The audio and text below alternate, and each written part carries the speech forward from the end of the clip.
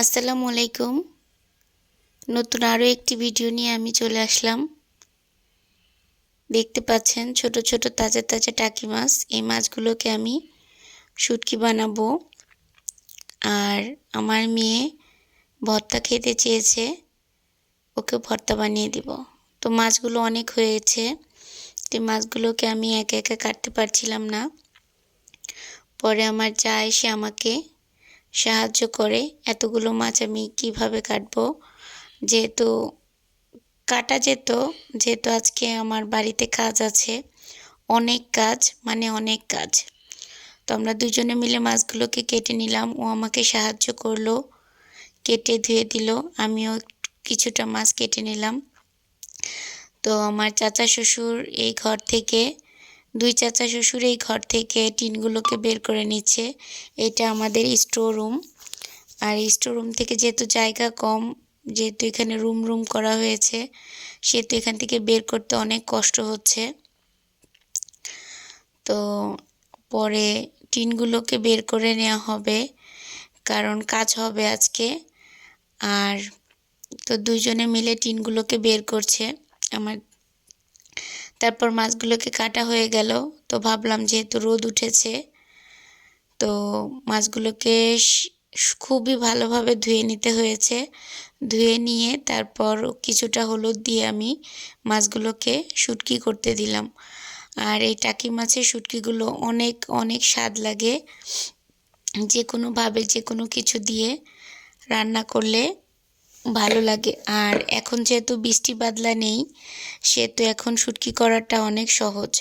রোদের তাপও বেশ ভালোই আছে।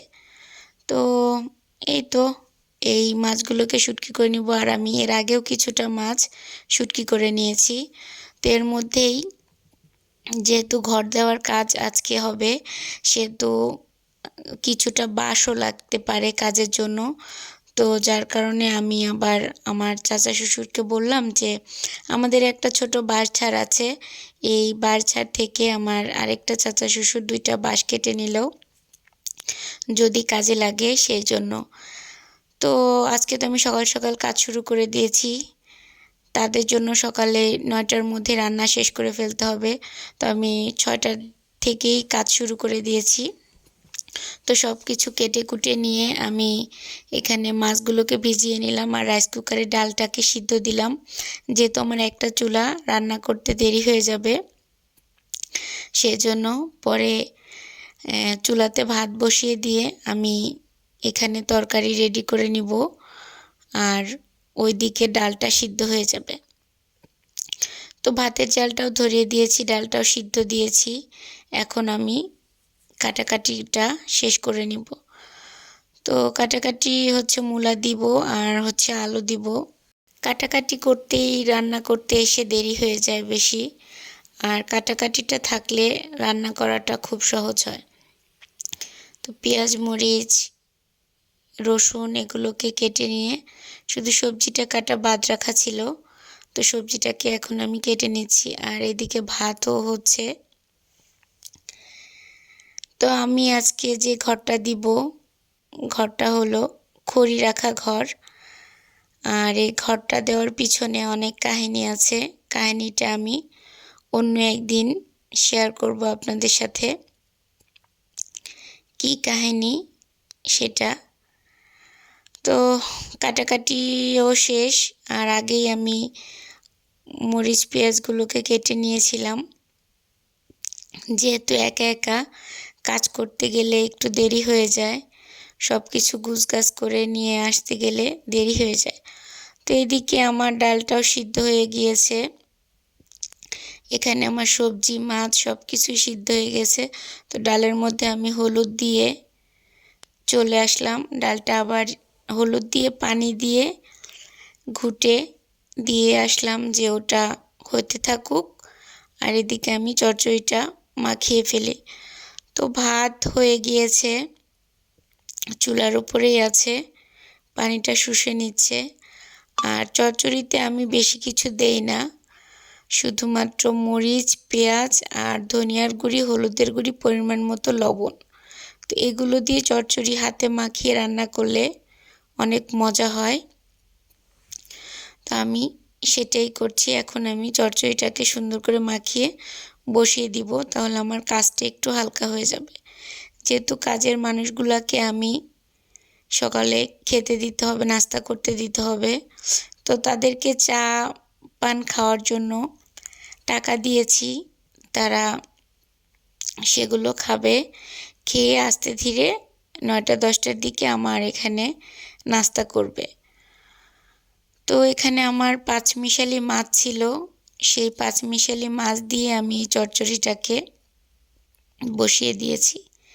এদিকে ওনারা চলে এসেছে, টিন বের করা হয়েছে, আর আমার চাচা শ্বশুর এখানে কাজে সাহায্য করছে, তাদেরকে যেটা লাগে তাদের জন্য সহযোগিতা করছে। তো ওনারা এত ঝটপট করে কাজ করছে, আর ওনাদের কাজের হাত অনেক বেশি ভালো। ওনারা খুবই সুন্দর করে কাজগুলো করছে। আর এখানে যে টিনগুলো ছিদ্র হয়েছে, সেই টিনগুলোও এখানে বন্ধ করে দিচ্ছে এই ছোট ছোট জিনিসগুলা দিয়ে। ওনাদের কাজ খুবই ফাস্ট, চোখের পলকে ঘরটা দেওয়া হয়ে গিয়েছে। এটা হচ্ছে চাল উঠানোর জন্য, মানে এটা চাল রেডি করা হয়েছে। তো খুব সুন্দর করে চালটাকে ওনারা ফিনিশিং দিয়েছে। এবং এগুলো তো পুরাতন টিন, তো পুরাতন টিন দিয়ে ঘর দেওয়া হচ্ছে। তো খুব সুন্দর করে ঘরটাকে ওনারা উঠালো, এবং পিছনেও আরেকটা বেড়া দিয়ে দেওয়া হলো। রান্নাঘরটা খুবই সুন্দর হয়েছে, আর সবগুলো সিমেন্টের খুঁটি দিয়েই রান্নাঘরটা দেওয়া হয়েছে। তো দরজাটা সুন্দর করে লাগানো হচ্ছে, আর এইটুকুই লাস্ট ফিনিশিং। এইটুকু কাজ শেষ হয়ে গেলেই রান্নাঘর একদম পরিপূরক। পরে বাকি কাজগুলো আস্তে আস্তে সেরে নেব। তো আমার রান্নাঘরটা দেওয়া কেমন হলো অবশ্যই কমেন্টে জানাবেন, যে আমার এই ছোট্ট ছাপড়া ঘরটা দেওয়াটা কেমন হয়েছে। আর আমার ভিডিওটা যদি ভালো লাগে তাহলে অবশ্যই লাইক, কমেন্ট এবং সাবস্ক্রাইব করে আমার পাশে থাকবেন। আর এখানে হচ্ছে দরজার কাজ। ওনারা দুপুরে খাওয়া দাওয়া করবে, খাওয়া দাওয়া করে চলে যাবে। আর এত তাড়াতাড়ি যে ঘরটা দেওয়া হবে আমি কল্পনাও করিনি। বারবার বলতে হচ্ছে আমার যে ওনাদের কাজের হাতটা অনেক বেশি সুন্দর। তো আমার চাচা শ্বশুর এসে দেখছিল যে সব কিছু ঠিকঠাক আছে নাকি, যেহেতু আমি সব কিছু বুঝি না, সেহেতু উনি মুরব্বি